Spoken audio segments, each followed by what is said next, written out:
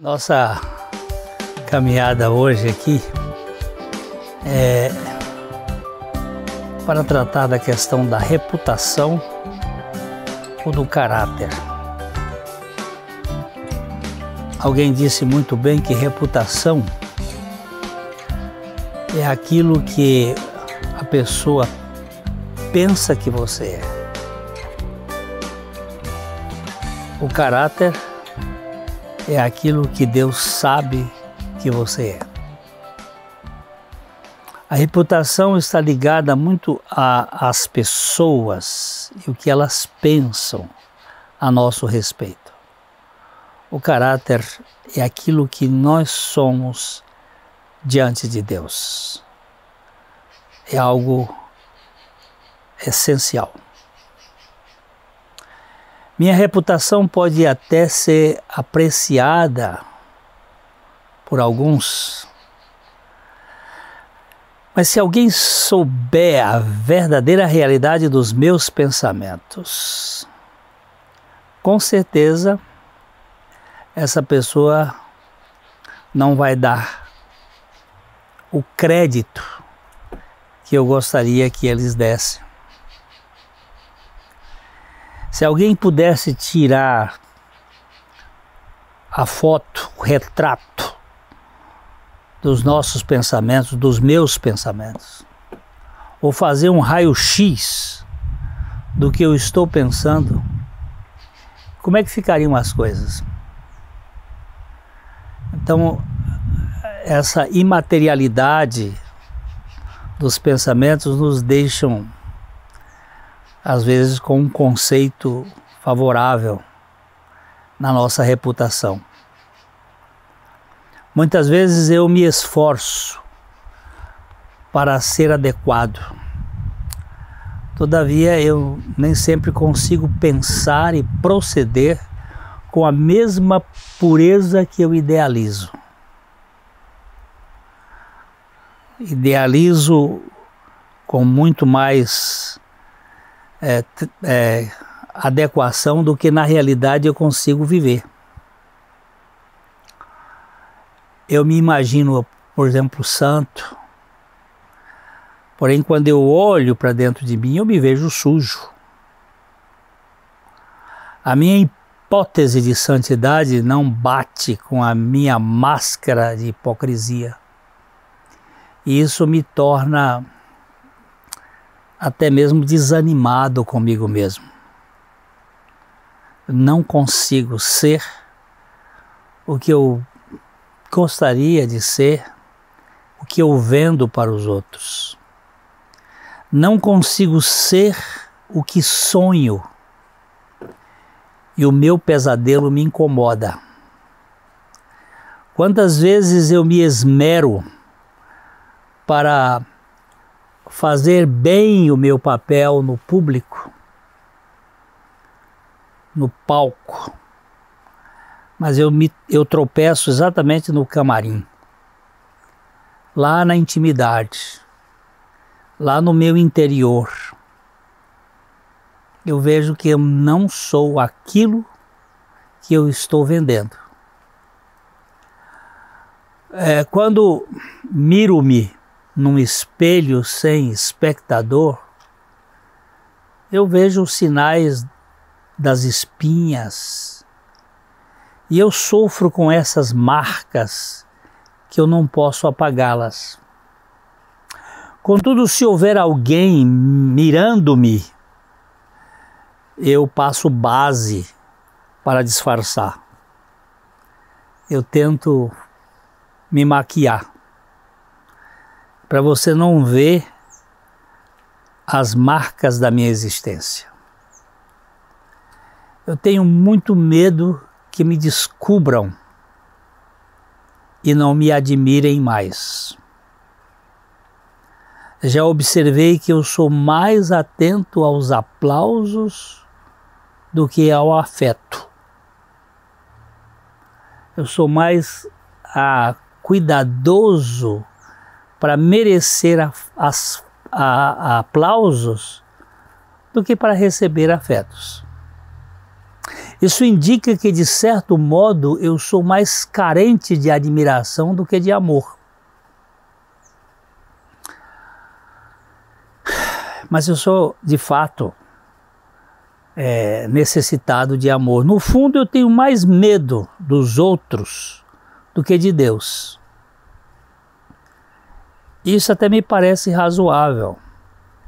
Eu tenho mais medo do conceito que os outros fazem a meu respeito do que do próprio Deus, porque Deus não tem nenhuma expectativa a meu respeito.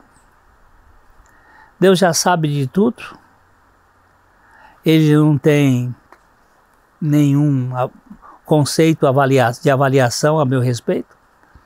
Ele conhece as minhas cicatrizes, conhece as minhas espinhas e sabe o que as causou. E ele não está aí nem aí com isso. Sabe que a queda é um tombo cósmico. É um tombo que invadiu a existência de toda a humanidade. Além do que, suas consequências são mais profundas do que nós supomos. E que catástrofe é esta da nossa existência caída? Nós somos uma raça que despencou e que traz nas suas entranhas as dores profundas de uma existência desconectada de Deus. O apóstolo Paulo faz uma indagação assim: desventurado o homem que sou, quem me livrará desse defunto podre?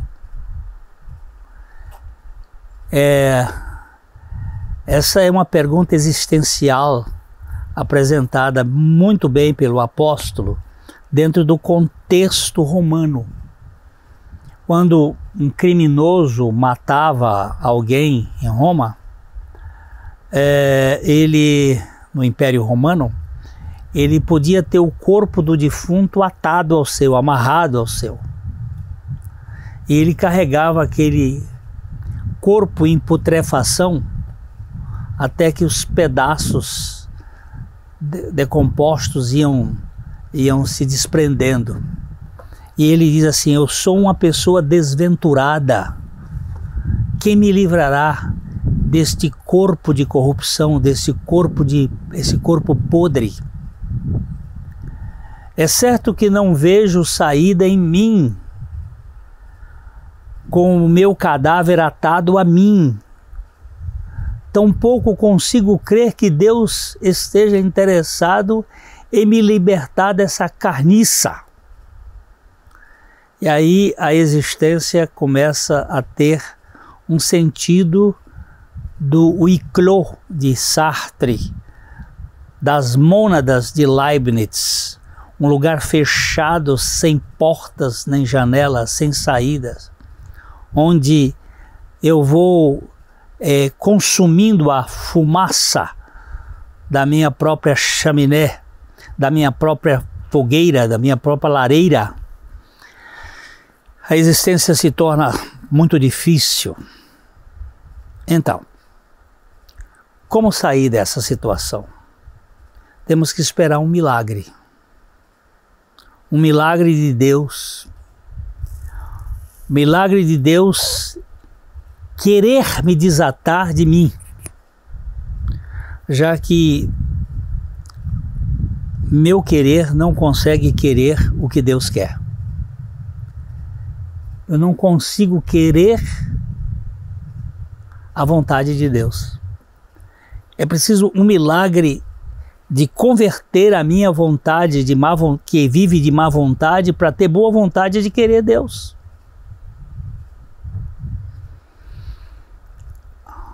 Minha vontade está corrompida com os meus desejos carnais. Ela está caída. E minha vontade e meus desejos não podem se desprender para querer o que Deus quer. Eu preciso deste milagre. Aí eu grito: nunca quis te querer, nem posso te querer, mas se tu me quiseres, porque queres me querer, e se não faço um jogo de palavras aqui, conquista meu querer, para que eu te queira, com o mesmo querer que tu me queres. Eu preciso deste milagre.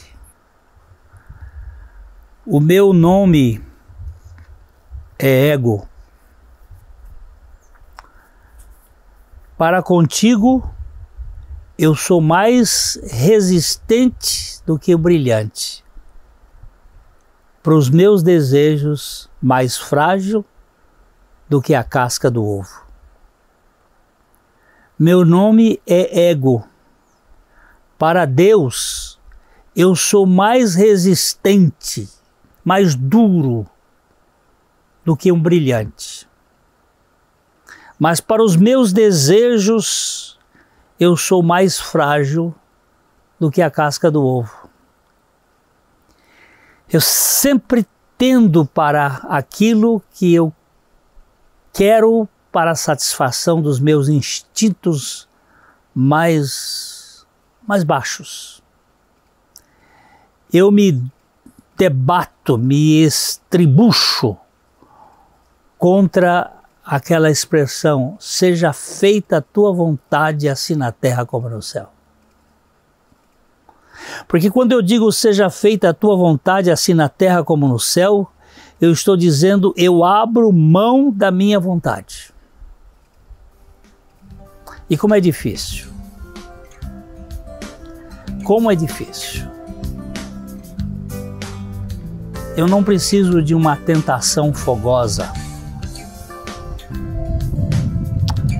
Mesmo uma tentação leve, lá vai minha concupiscência querendo ser satisfeita. Eu estava falando que eu não preciso de uma tentação fogosa, de uma tentação mais quente.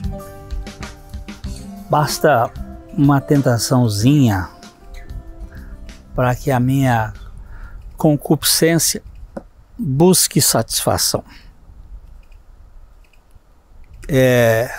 A batalha mais cruel na vida não será superior à guerra da volúpia.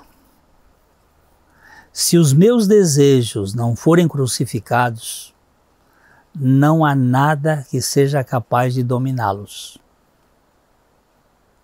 Se não houver a crucificação do ego, é inútil o esforço humano. Meu ego não tem capacidade para vencer os meus desejos egoístas. Como ninguém pode se crucificar, só a crucificação do ego com Cristo pode libertar o ego de sua lascívia incontrolável. Só a nossa morte juntamente com Cristo. Caso contrário, é inútil. Meus queridos, se todos os nossos desejos fossem satisfeitos, a maioria dos nossos prazeres seria destruída. Se todos os nossos desejos fossem plenamente satisfeitos, nós perderíamos por completo o conceito de vida prazerosa. Satisfazer todos os desejos do egoísmo é tornar permanentemente o ego do egoísta insatisfeito buscando o arco-íris. Se nós não morrermos, se não houver a nossa comorte na cruz com Cristo, nosso ego não pode ser liberto. Para que nós sejamos libertos, nós precisamos morrer juntamente com Cristo. De modo geral, a humanidade investe muito mais na sua reputação do que no seu caráter. Nós estamos mais preocupados no que os outros pensam sobre nós do que no que nós somos de verdade. E nós nos preocupamos com aquilo que os outros vão dizer a nosso respeito.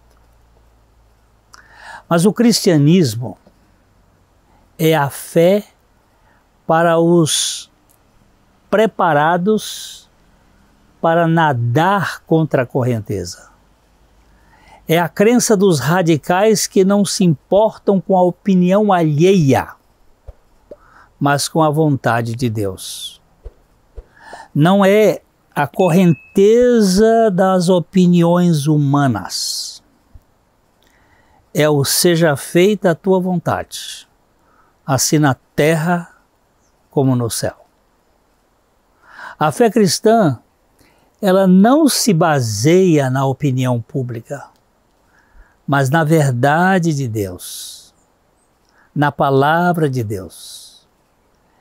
Ela não é verdadeira por causa dos seus resultados. Ela dá resultados porque se baseia na verdade de Deus. Por isso, ela é verdadeira.